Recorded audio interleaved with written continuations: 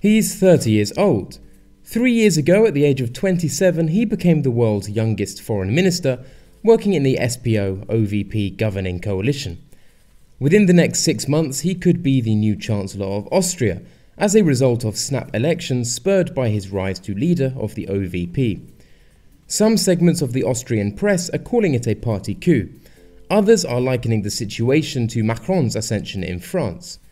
Sebastian Kurz could be the answer to the FPO, the growing anti-establishment populist party whose candidate Norbert Hofer narrowly lost the presidential elections to Alexander Van der Bellen in the December of last year. Legislative elections in Austria determine who takes the position of Chancellor and Vice-Chancellor, as well as which parties govern the nation.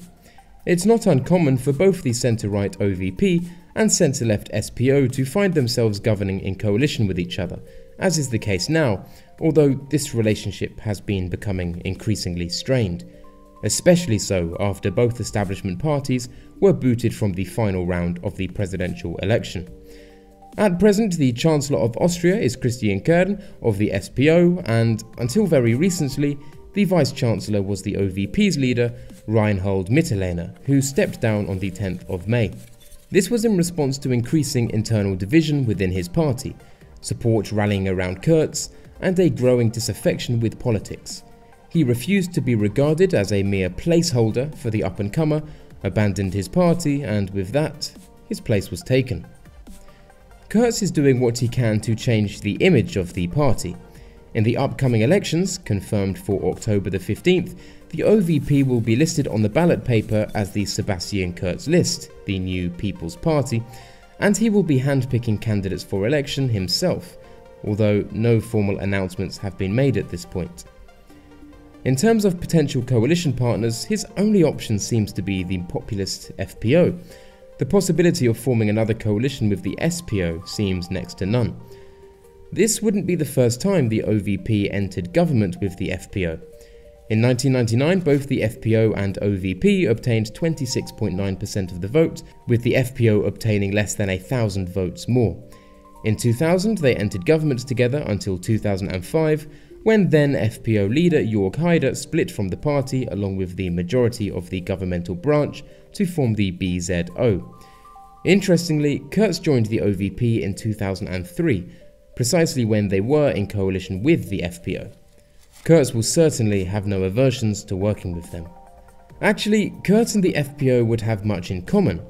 Kurz has been a vocal opponent of Turkey's accession to the EU, especially so since Erdogan labelled Austria the capital of radical racism in response to Christian Kern aiming to put a halt to EU accession talks.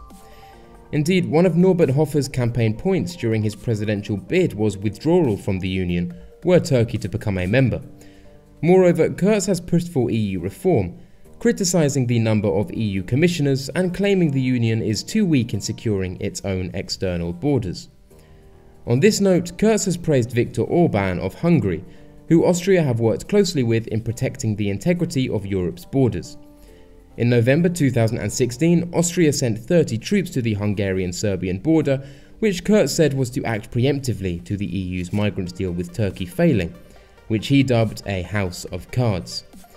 He's also called for economic sanctions to be put on nations that refuse to take their deported citizens from Europe. In an interview with Der Spiegel, he stated, "For countries that are unwilling to take back their citizens, the funds for development cooperation must be cut." Really though, despite talk of Kurz's game-changing capacity for the OVP, talk should be on the FPO. Ever since 2005, with his election as FPO leader following increasing tensions and strife with Jörg Haider, Straka has been waiting for chancellorship. Up until this point, it seemed almost certain that he was bound to achieve his aim. Although the FPO have been in government twice, they've never had a chancellor. Protocol in Austria tends to dictate that the party that scores the largest number of votes in the governing coalition gets to have chancellorship.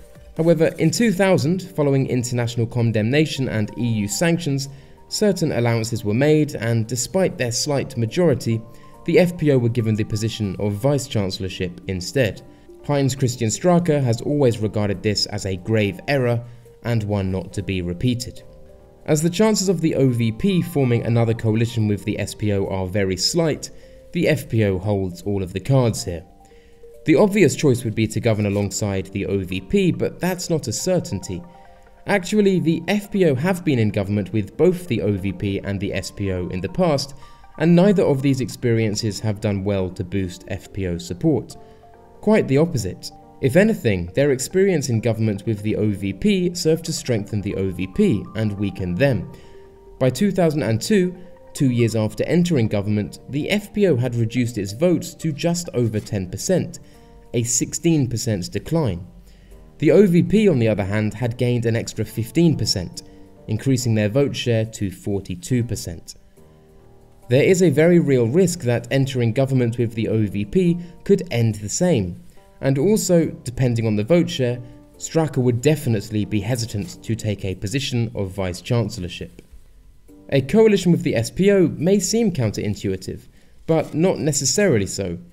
Even Straka himself has expressed interest in collaborating with the SPO in the past. The neoliberalism of the OVP has proven unpopular with the party base, whereas the more redistributive economic policies of the SPO chime stronger with FPO supporters. Essentially, the FPO could support the SPO's economic ideals while gaining concessions on immigration and EU negotiations. This may seem like a long shot, but Christian Kern of the SPO has overseen or attempted to push through some pretty radical reforms when it comes to migration. Kern himself claimed that Eastern European nations are exporting joblessness to Austria, and earlier this year proposed encouraging businesses to prioritise native Austrians for employment over other EU nationals.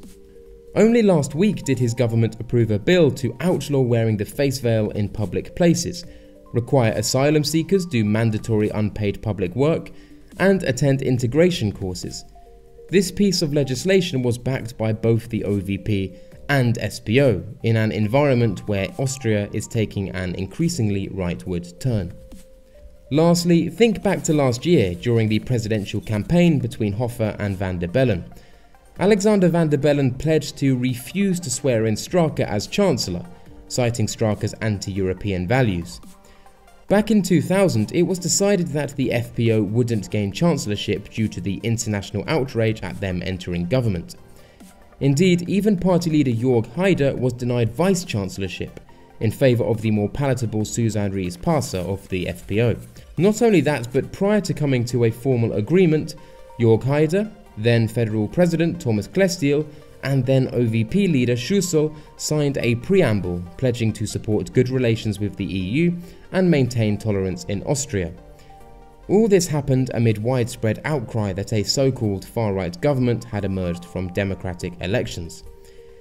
Exactly how much influence van der Bellen will aim to exert in party negotiations is unclear, but from what has been said, it seems likely we'll see a similar situation this year, with the establishment attempting to subdue some of the more radical elements of the FPO's platform. If there's one thing we can say with almost bulletproof certainty, bar any natural catastrophe, the FPO will be in government after October the 15th. Whether in a junior or senior capacity, and whether with the OVP or SPO, I'm not so sure. That largely depends on how the Austrian public respond to Sebastian Kurz. As always, I'll keep you updated. Thanks a lot for watching this video. If you liked the video, don't forget to click like and subscribe if you haven't already. If you didn't, hey, click dislike and leave a comment and tell me where I went wrong. Massive thank you as always to my patrons. It's because of you guys that these videos are regular.